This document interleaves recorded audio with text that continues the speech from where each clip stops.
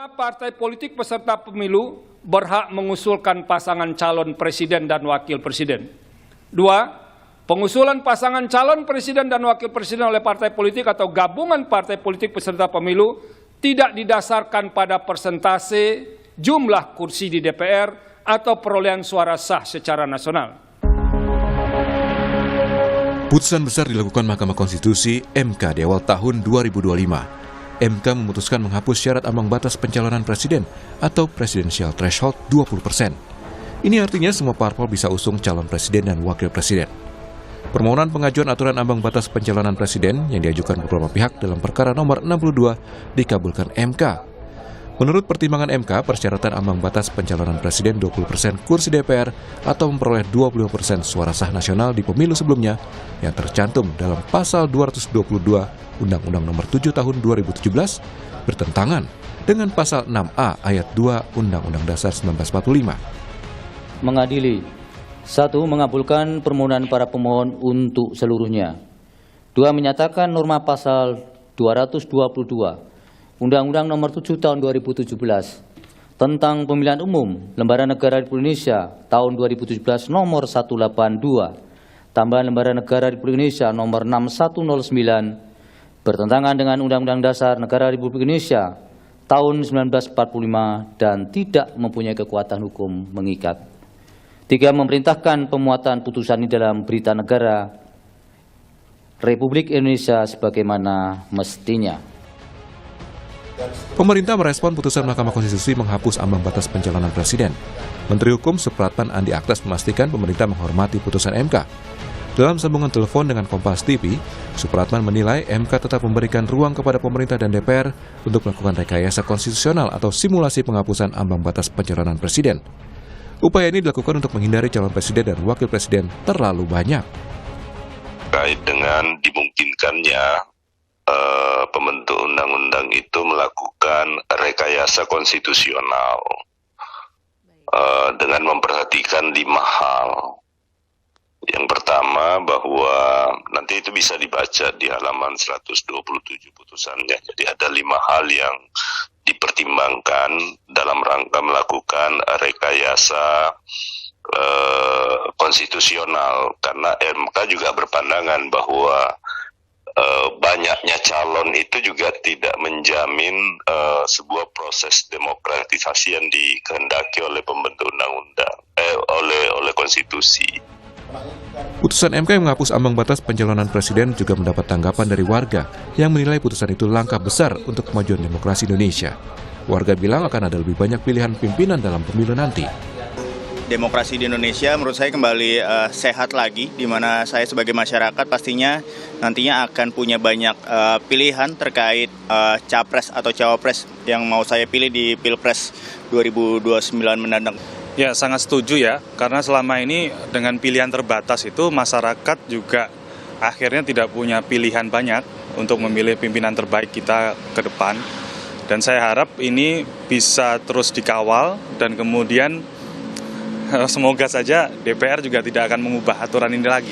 Kalau aku dari sisi Gen Z ya mungkin ya, anak muda ngerasanya emang demokrasinya jadi lebih kerasa gitu. Jadi semua orang bisa mengusungkan diri untuk menjadi presiden ataupun punya posisi di pemerintahan. Sementara menurut penggugat, ambang batas pencalonan presiden sudah digugat 36 kali. Itu artinya penggugat menilai ambang batas pencalonan presiden bermasalah. Dan kini putusan MK itu dinilai sebagai kemenangan rakyat Indonesia. Tim Liputan Kompas TV. Saudara, penggugat ambang batas pencalonan presiden menyebut MK mengabulkan gugatan ini setelah sempat 36 kali digugat. Apa yang mendasari perlunya ambang batas pencalonan presiden digugat dengan makna tanpa perlu syarat perolehan suara atau kursi di DPR. Lalu, bagaimana pula memastikan ambang batas tidak diubah lagi lewat revisi undang-undang di DPR? Kami akan bahas ini bersama para narasumber. 2 narasumber kami sudah bergabung di studio Kompas TV. Ada Ketua Komisi 2 DPR RI, Rifki Nizami Karsayuda. Mas Rifki, apa kabar? Baik, alhamdulillah. Terima kasih sudah mau bergabung bersama kami dan juga sudah bergabung peneliti utama Lembaga Pemantau Pemilu Netgrid yang juga menjadi salah satu penggugat ambang batas pencalonan Presiden Hadar Nafis Gumai. Pak Hadar, apa kabar Pak? Alhamdulillah baik, terima kasih. Terima kasih semuanya sudah mau hadir pagi ini di Studio Kompas TV. Selamat tahun baru sebelumnya. Sama-sama. Semoga tahun ini membawa kebaikan untuk semuanya dan saya rasa Pak Hadar yang paling pertama kali merasakan kebahagiaan itu karena Anda bareng sama Mbak Titi juga ya waktu itu mengajukan uji materi Undang-Undang Pemilu terutama di pasal 222 dan ternyata dikabulkan permohonan bahwa tidak ada lagi syarat minimal ambang batas presiden itu. Dan kalau mengutip putusan yang disampaikan oleh Hakim Konstitusi waktu itu dipandang bahwa tidak hanya bertentangan dengan hak politik dan kedaulatan rakyat, tapi ambang batas parlemen juga melanggar moralitas, nasionalitas, rasionalitas dan ketidakadilan. Anda juga merasa hal itu? Ya, sudah tentu karena saya dan juga banyak kelompok masyarakat sipil lainnya sudah mengajukan ini sebab sudah lama sejak awal diterapkan di pemilu tahun 2004 ya. Nah jadi kita selalu saja tidak bisa mengikuti proses pencalonan, itu gelaplah di luar. Jadi betul-betul partai-partai politik ini saja. Dan seringkali pencalonan itu timbulnya baru belakangan gitu. Baru tahu oh calon presiden kita ternyata ini dan jumlahnya tidak banyak gitu. Jadi ini terasa sekali kita itu terbatas pilihannya dan ini proses betul-betul didominasi oleh partai-partai tertentu saja dalam hal ini yang memenuhi syarat yang paling dekat memenuhi syarat minimal pencalonan tersebut gitu ya. Jadi artinya partai-partai besar ya mendominasi. Nah jadi ini menjadi persoalan yang besar. Dan kalau kita lihat di dalam konstitusi kan sebetulnya memang persoalan persyaratan itu sudah selesai. Sistem itu sudah selesai. Jadi tetapi kemudian itu direkayasa di dalam level undang-undang sehingga calon itu ya nggak usah banyak-banyak lah gitu. Dan belakangan seperti juga dikatakan oleh Mahkamah Konstitusi itu cenderung hanya 2, 3 begitu ya. 2 lah ya beberapa kali.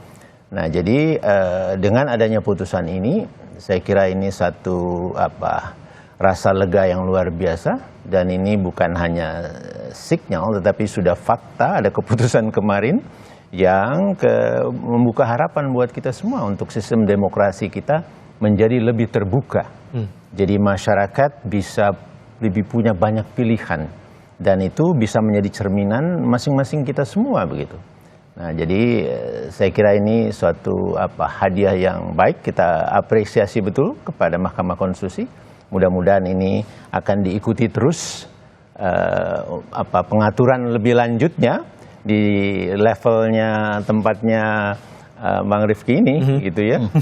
Supaya tidak ada akal-akalan lagi lah di sana gitu untuk membelokkan ini. Nah, itu juga yang perlu kita wanti-wanti. Tapi kan dengan sudah diajukan 30-an kali lebih dan baru sekarang kemudian ada pertimbangan lain yang membuat Hakim Konstitusi periode saat ini mengubah pandangannya terhadap ambang batas parlemen. Sejauh mana kemudian Anda mencermati ragam pertimbangan yang dikeluarkan Majelis Hakim waktu itu?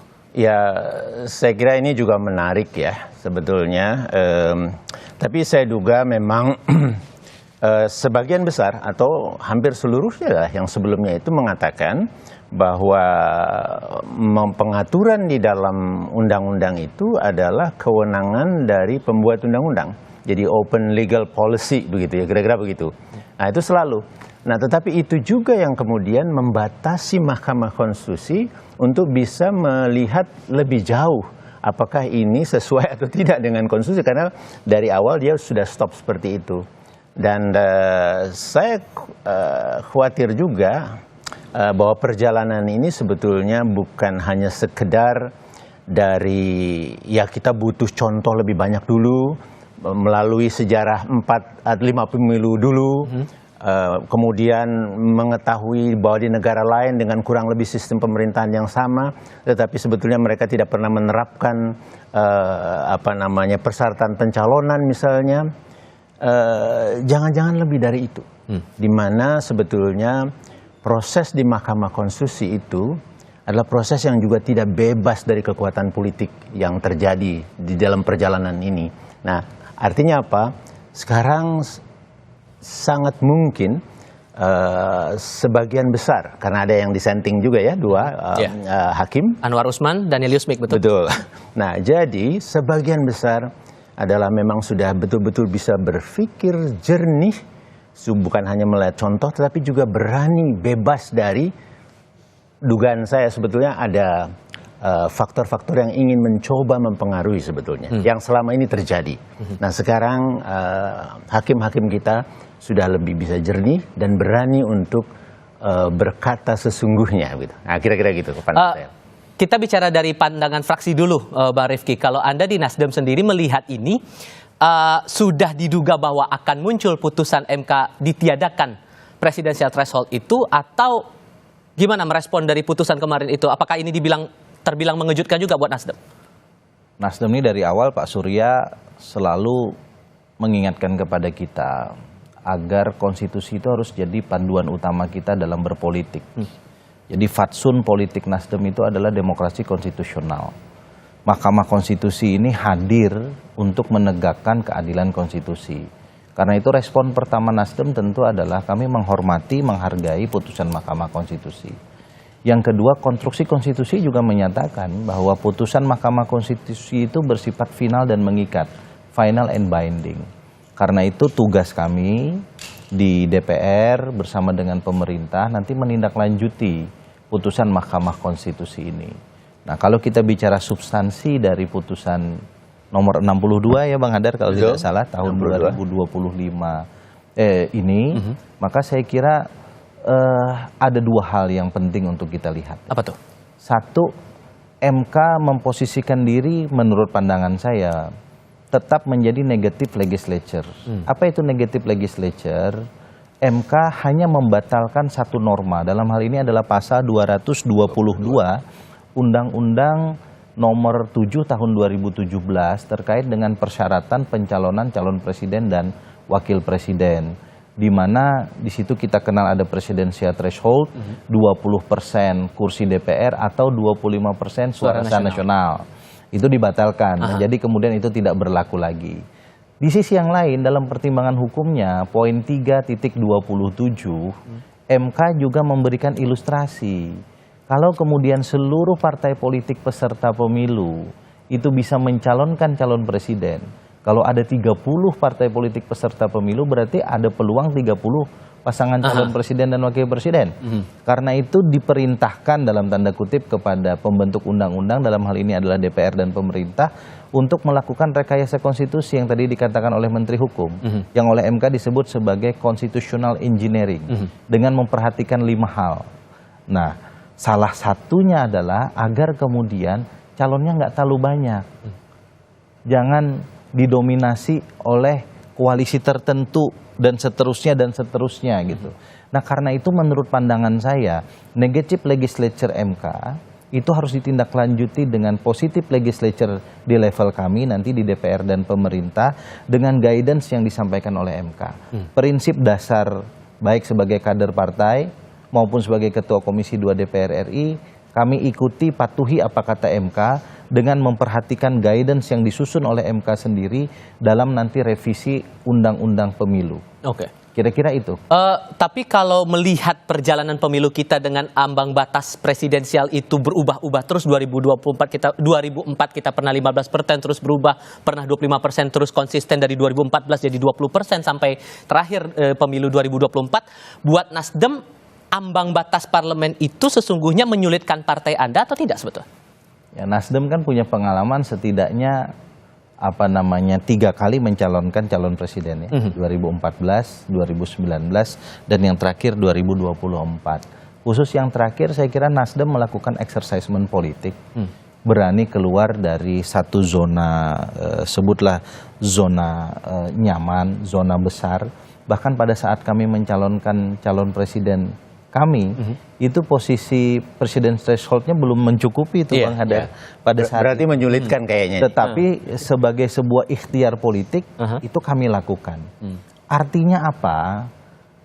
Bagi Partai Nasdem, siapapun putra-putri terbaik di Republik ini itu punya peluang yang sama untuk kemudian kita usung dalam kontestasi presiden dan wakil presiden. Kemarin di salah satu media saya berdebat dengan salah satu pegiat NGO, dia bilang begini, kalau ini nanti diterapkan, maka partai politik itu tidak perlu mencari kader lain. Dia cukup kemudian mencalonkan kadernya sendiri dalam kontestasi presiden dan wakil presiden. Saya sanggah, bagi kami bukan soal kader partai atau tidak kader partai. Tapi siapapun warga negara Indonesia yang memenuhi syarat pada level undang-undang, dan kami nilai dia adalah putra-putri terbaik Indonesia, partai kami akan siap untuk mencalonkan. Bahkan kami tidak berpikir apakah dia kader kami atau bukan kader kami. Nah, karena itu sebetulnya bicaranya ini bukan soal kepentingan kader partai politik, tapi ini kepentingan bangsa yang lebih luas, kepentingan warga negara yang lebih luas. Nah, kemudian gini, kenapa dulu pembentuk undang-undang bikin presidensial threshold? Tadi ada 15%, kemudian naik 20%. Kalau kita bicara norma, 20% ini kan kalau kita exercise sebetulnya bisa 5 pasangan calon. Bener nggak? 20 kali 5 100%. Kalau kita exercise dari sisi norma, persoalannya apa? Dari sisi implementasi norma. Implementasi norma di dalam implementasi politik ternyata nggak pernah tuh sampai dengan sebesar itu. Kita punya pengalaman mungkin terakhir paling banyak pasangan calon presiden wakil presiden itu tahun berapa Bang Ada? 2009 kali ya. 2004 atau 2009 ya? 2004 ya yang pertama kali yang paling banyak. Setelah itu kan kemudian selalu mengecil, bahkan belakangan hanya 2 pasangan calon. Jadi kalau menurut pandangan saya dari sisi norma sebetulnya nggak ada yang salah. Yang menjadi masalah adalah implementasi norma. Sekarang saya mau tanya, ada nggak jaminan kalau kemudian putusan Mahkamah Konstitusi ini kita normakan dalam revisi Undang-Undang 7 2017. Lalu kemudian pasangan calonnya sedikit. Lalu kalau nanti sedikit lagi, lalu kita gugat lagi ke Mahkamah Konstitusi. Jadi saya kira ini juga perlu kita pikirkan agar jangan sampai law and norm-nya tidak ada masalah, tapi law of implementation-nya bermasalah. Gara-gara law of implementation kemudian kita anggap normanya inkonstitusional. Ini saya mengajak kita berbicara soal apa ya? Ini diskusi akademik saja lah kira-kira Bang Hadar. Ya walaupun tidak ada jaminan bahwa itu jumlahnya tidak banyak, tetapi dengan batasan yang menjadi 0 ini, 0% ini, itu ruang untuk lebih banyaknya lebih besar. Ya, kira-kira kan begitu. Tapi nanti Bang Hadar kalau sedikit lagi jangan digugat lagi. Nah, sekarang kita coba.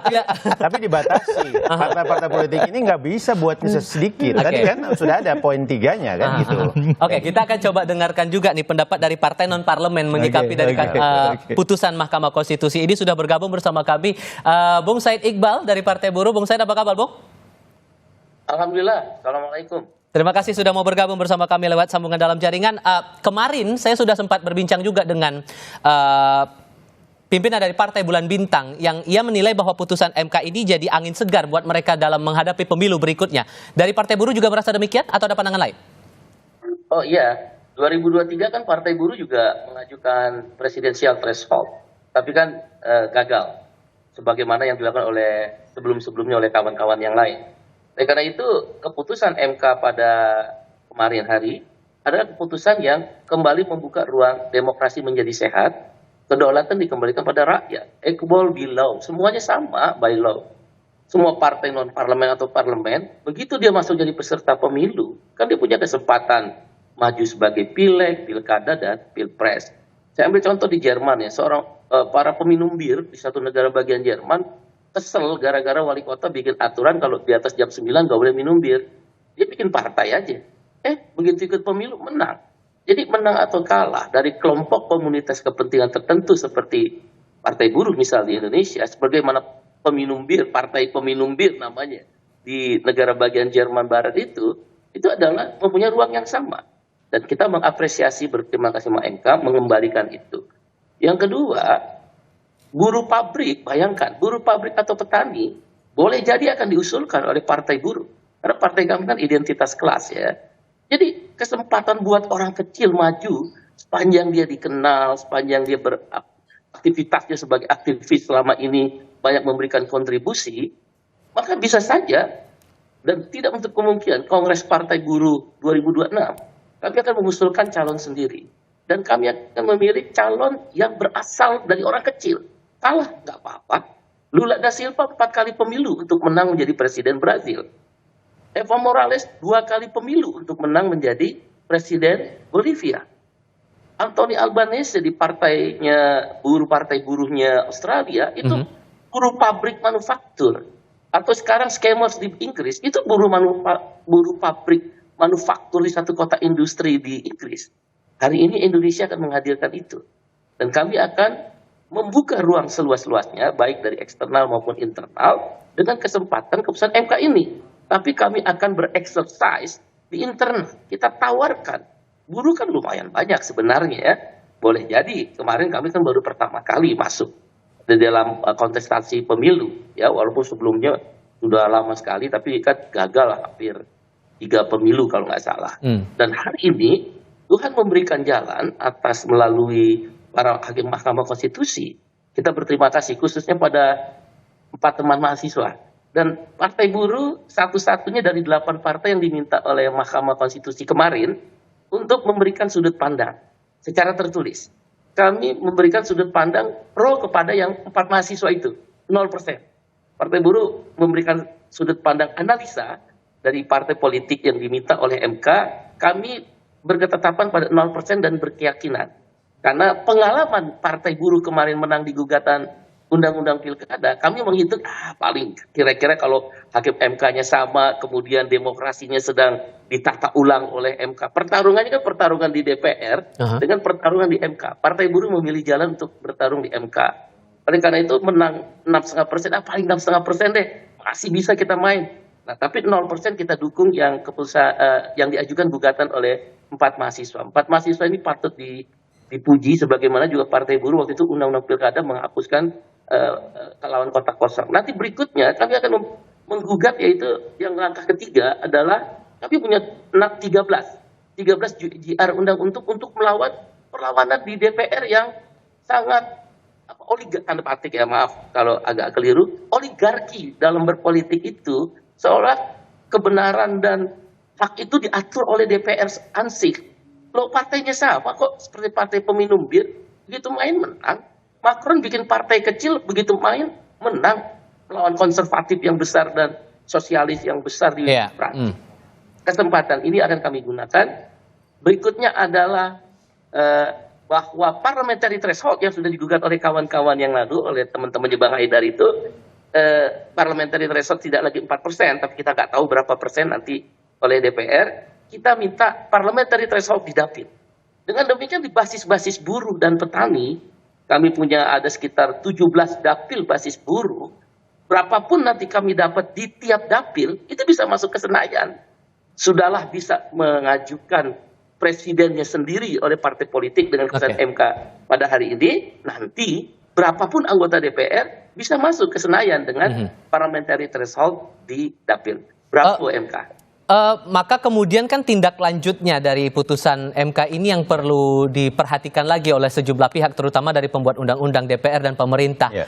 Ditambah lagi sudah ada amanat juga dari Hakim Konstitusi dalam pertimbangannya bahwa perlu ada rekayasa konstitusional untuk memastikan bahwa ya intinya siapapun capres-cawapres nanti akan diusung di pemilu berikutnya secara jumlah tidak berlebihan, intinya efektif efisien lah semuanya biar publik juga bisa melakukan filter lebih mudah juga. Nah, persoalannya sekarang rekayasa konstitusional seperti apa yang bakal dilakukan? Apakah kemudian secara umum sejauh ini ada nggak ya angka ideal kira-kira pasnya kalau untuk pasangan capres-cawapres dalam pemilu itu mentoknya berapa banyak, maksimal minimalnya berapa banyak, dan apakah akan berpengaruh terhadap kualitas pemilu kita? Tapi jawabnya nanti ya. Kita akan lanjutkan lagi diskusi untuk topik ini usai jeda berikut ini. Saudara, tetap bersama Kompas TV.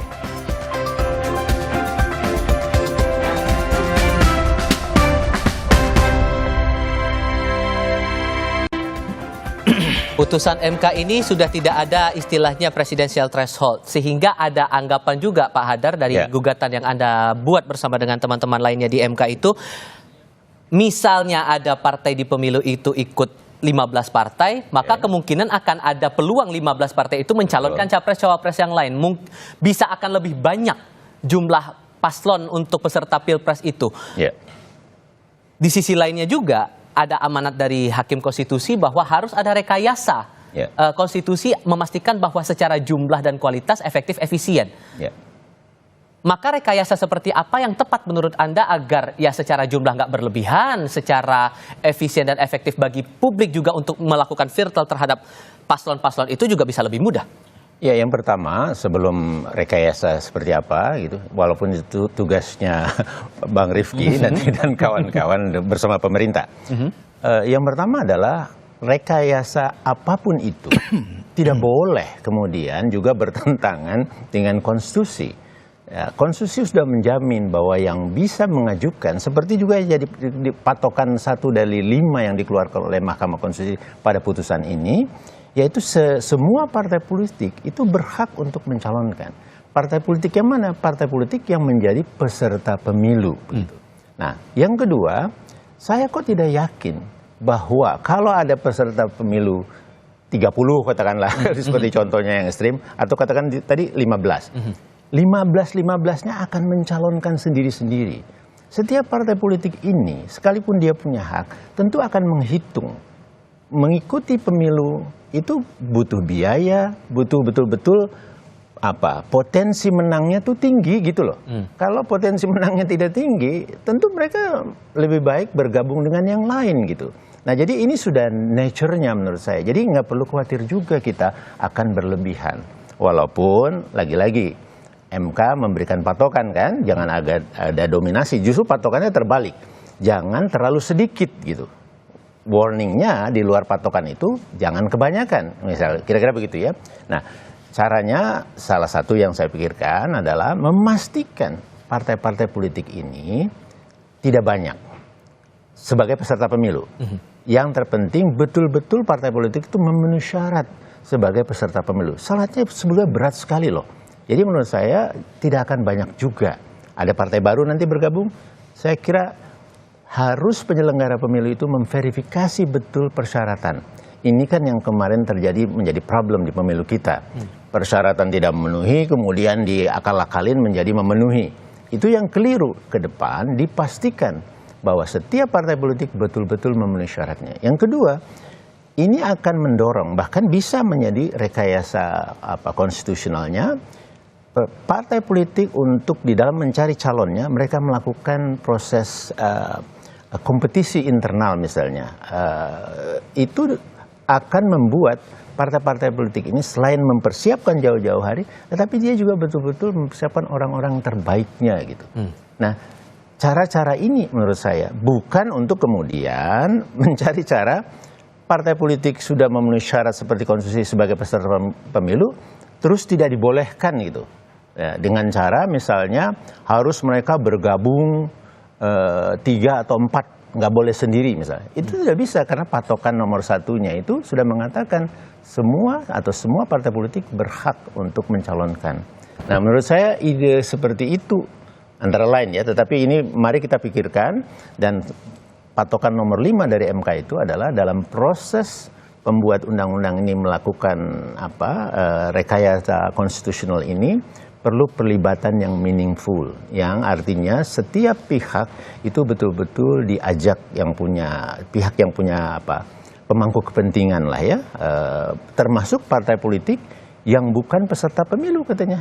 Itu bisa juga gitu. Jadi bukan hanya partai politik yang di DPR saja, tetapi yang di luar yang menjadi peserta pemilu maupun yang tidak. Tapi sederhananya, sorry saya potong di situ. Tapi sederhananya apakah dari NetGrid atau Anda bersama dengan Mbak Titi di Perludem punya hitung-hitungan atau kalkulasi? Idealnya sesungguhnya dalam Pilpres itu harus ada berapa pasang calon untuk bisa ditunjukkan kepada publik? Ada nggak sih idealnya? Saya tidak bisa mengatakan dari Perludem, dari kami sendiri tidak juga ada kata ideal tersebut begitu. Tetapi begini, negara-negara lain itu, Amerika itu juga bukan calonnya cuma 2. Jadi itu juga belasan. Ya. Di tempat negara-negara lain yang juga presidensial, maksud saya tidak ada presidensial threshold-nya, tetapi negara-negara yang sistem presidensial misalnya, mereka calonnya juga belasan gitu. Jadi bukan sesuatu yang kita harus khawatirkan betul gitu. Dan pemilihan presiden itu kan sebetulnya pemilihan presiden yang sederhana, bukan serumit pemilihan anggota DPR dan DPRD kita yang open list misalnya, banyak sekali ratusan untuk satu lembaga dengan surat suara yang besar. Pemilihan presiden ini itu hanya 1 lembar saja, katakanlah di situ ada 6, ada 7, nah, bukan angka yang ideal menurut saya, tetapi kira-kira itu bisa dalam 1 lembar.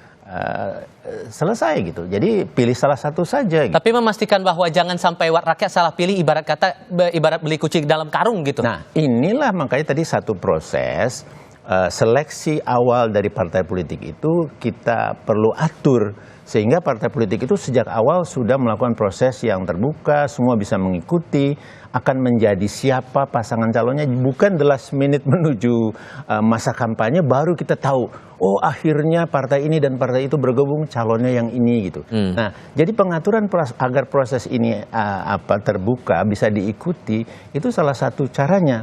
Yang kedua, penyelenggara pemilu tentu juga pesertanya itu betul-betul harus memberikan informasi yang luas tentang para calon ini gitu, dan itu aksesnya yang mudah buat masyarakat juga gitu.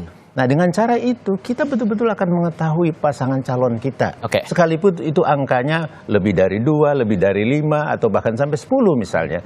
Jadi hal-hal teknis penyelenggaraan seperti itu yang harusnya masuk dalam rekayasa konstitusional yang dimaksudkan. Tetapi bukan justru membatasi kembali bertentangan dengan konstitusi. Nah, Bang Rifki, karena kan beberapa waktu lalu termasuk dalam refleksi, koreksi kalau saya salah, pernah disinggung juga dari rencana teman-teman di Komisi 2 untuk melakukan omnibus law politik. Termasuk juga akan mengevaluasi sebelum masuk ke omnibus itu, ada rencana juga buat mengevaluasi ataupun juga menilai lagi lah kira pelaksanaan pemilu sebelumnya. Apakah kemudian dengan putusan yang keluar di MK ini masalah presidensial threshold juga akan ikut dipertimbangkan soal itu?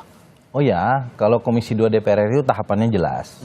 Setelah masa reses ini kami akan melakukan evaluasi terhadap pemilu kita, termasuk pilkada di dalamnya.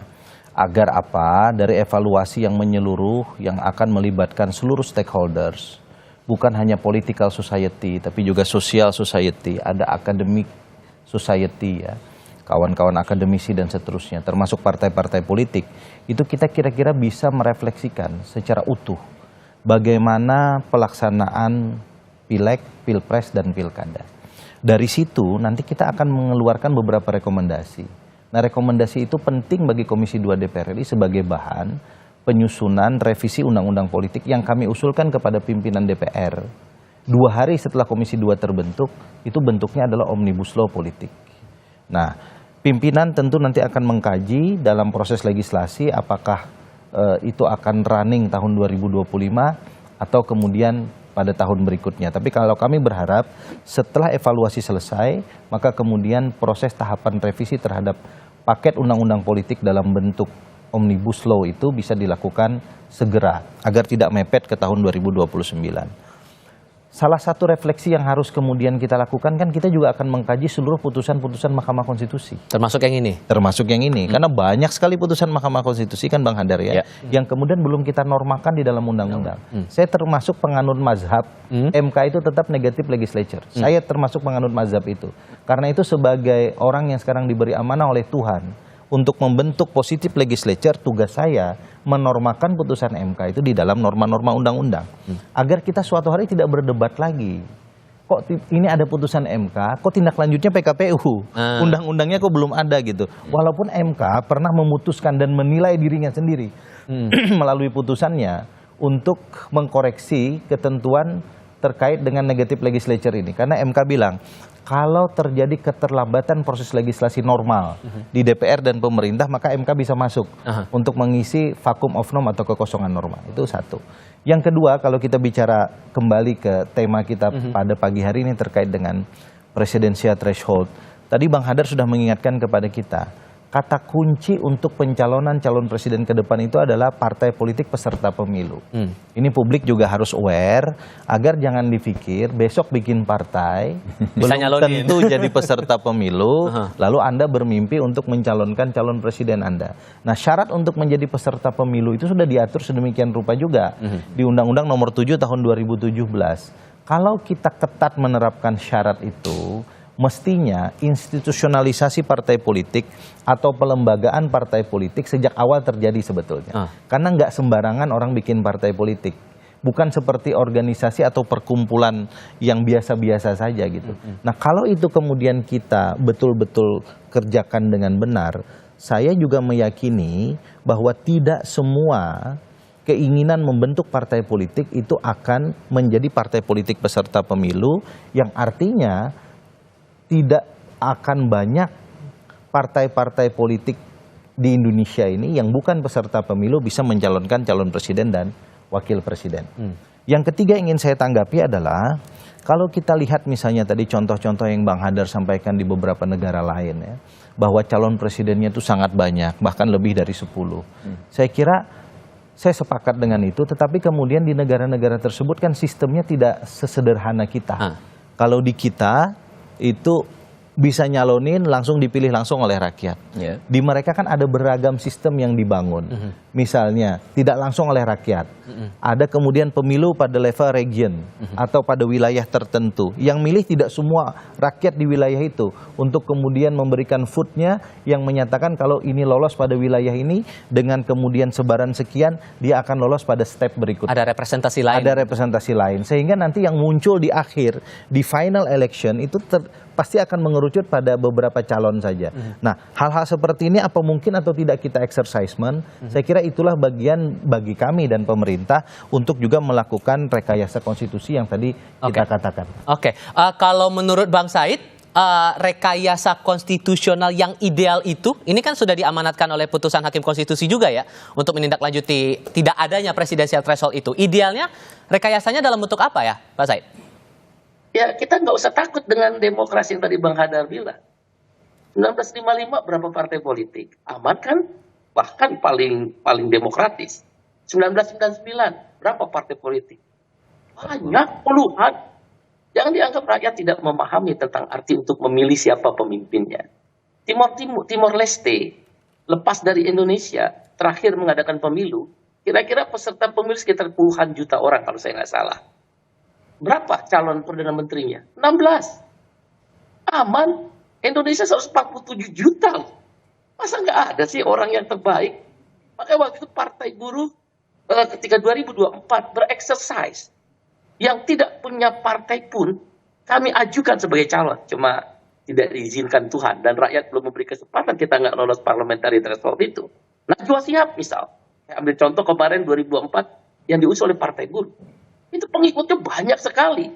Perempuan cerdas, demokratis, dan banyak berkecimpung sebagai jurnalis dengan elemen masyarakat. Masa orang baik seperti itu nggak dikasih kesempatan? Hanya karena ada parliamentary threshold? Kok usah takut dalam berdemokrasi? Chili, ketika Bori partainya berdiri setelah revolusi di Chili, ya kira-kira 10 tahun yang lalu, Bori adalah gerakan mahasiswa miskin di Chili. Siapa yang diajukan oleh Bori, oleh partainya? Seorang jurnalis perempuan, Elizabeth Velasquez, kalau saya nggak salah, apa Mendes saya lupa, Elizabeth menang nomor 2 tapi begitu pemilu berikutnya dia majukan lagi, dia sendiri yang maju menang. Sekali lagi berilah kesempatan. Jadi yang ideal itu adalah yang ketika sistem, nah saya setuju dengan Bang Hadar, ketika sistem memberi ruang setiap orang sama, setara. MK dasarnya kan di situ. Itu yang kami tulis untuk mendukung 4 mahasiswa yang tadi maju untuk meminta presidensial threshold itu 0%. Oleh karena itu ini kesempatan kita pada pemilu 2029. Setiap partai setidak-tidaknya kami ingin memulai, ya mudah-mudahan diizinkan Tuhan, dipercaya rakyat, nggak apa-apa 2029 kalah, 2034 asal sistem jangan dirubah-rubah. Oleh karena itu ini kan kita kalau udah dengan Omnibus Law, buruh terus terang udah negatif terus terang nih Omnibus Law, undang-undang politik kan. Dulu udah Omnibus Law dan Cipta Kerja itu di waktu yang cepat, bro, tiba-tiba dikodifikasi dengan begitu banyak beberapa undang-undang. Yang kami khawatir keputusan MK itu diadakan ketika dia mulai, ya kekhawatiran bisa aja karena kami belajar dari Omnibus Law dan Cipta Kerja. Nah, proses ini yang kami berharap sekali, di sini ada Bang Rifki, benar-benar DPR kasih ruang lah. Jangan apa yang udah, kan maaf ya, kenapa Partai Buruh sebagai partai non-parlemen, emang kami kecil. Jangan lupa loh, ada kesempatan untuk besar. Sepanjang sistemnya sama, memberi ruang yang sama. Banyak negara-negara yang mengalami situasi itu, apalagi Partai Buruh, Partai Sosial Demokrat di Eropa Tengah, Partai sosialis kiri di Amerika Latin, itu kesempatan itu menjadi menang. Terakhir misal Partai Pakatan Malaysia. Begitu dibuka ruang, UMNO sebagai penguasa tunggal, menang kok Partai Pakatan Harapan Anwar Ibrahim, dan sekarang jadi Perdana Menterinya. Nah, kami harap hal-hal itu jangan nanti dikebiri di dalam Omnibus Law Undang-Undang Cipta Kerja. Dan kalau itu terjadi, maaf ya, seperti revisi Undang-Undang Pilkada loh, Partai Buruh akan turun ke jalan. Kita akan minta masyarakat sipil bareng-bareng ngawal, dan kalau perlu gerakin massa sebanyak-banyaknya dengan damai, tertib, demi menjaga apa yang telah diperjuangkan. Kami memilih jalan MK karena kami kan bukan partai parlemen.